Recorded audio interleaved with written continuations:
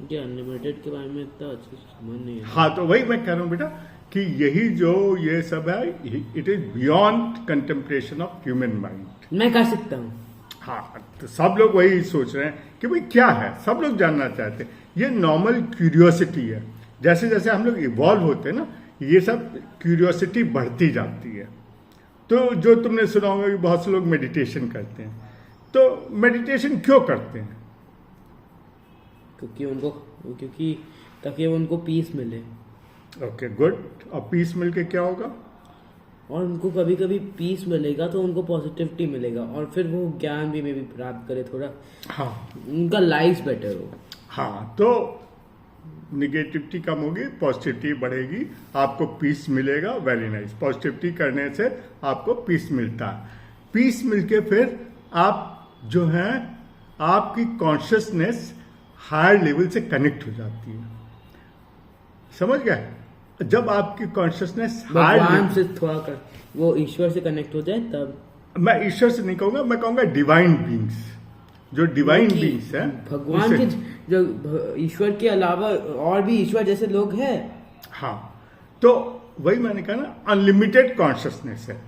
तो unlimited consciousness है, जैसे कि इस समय तुम कहो कि यहाँ का कलेक्टर है अहमदाबाद का, तो आपको कोई सवाल पूछना होता है, कुछ डिस्ट्रिक्ट के बारे में आपको कोई प्रॉब्लम है, आपको कोई प्रॉब्लम आ रही है, तो आप जाके उससे कहते हैं ना कि भाई मुझे ये प्रॉब्लम आ रही है, इसको सॉल्व कर दो।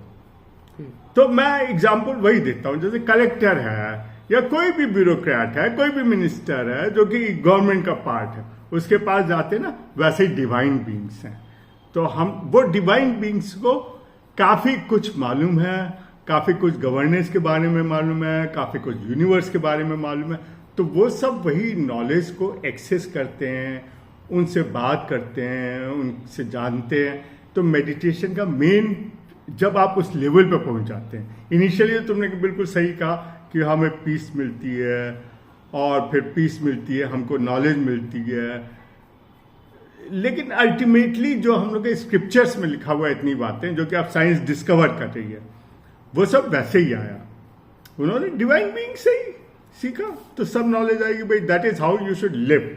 तो हमारा जब ये सत्यलोक आया और वेद बने, तो उसमें यही दिया हुआ कि भाई ह्यूमन बीइंग्स को ऐसे रहना है, समझे?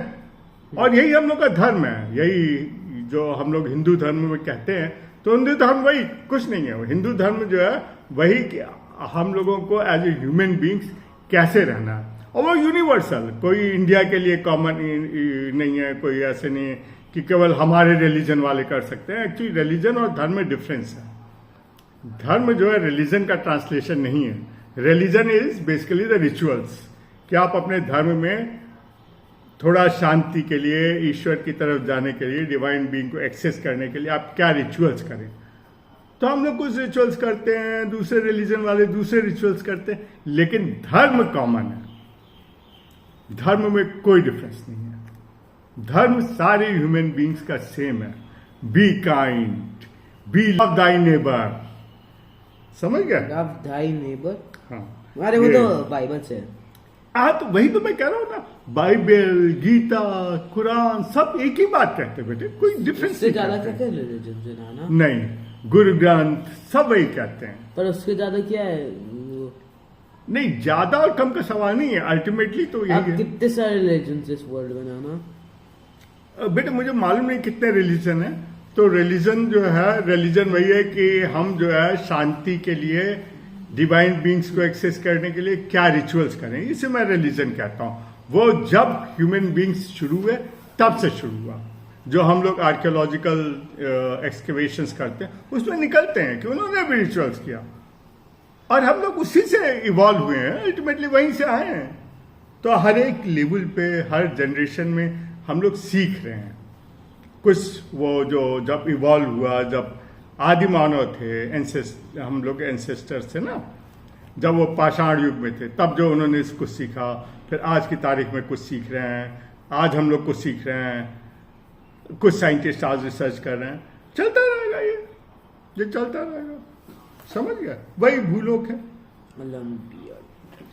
समझ गया? गुड।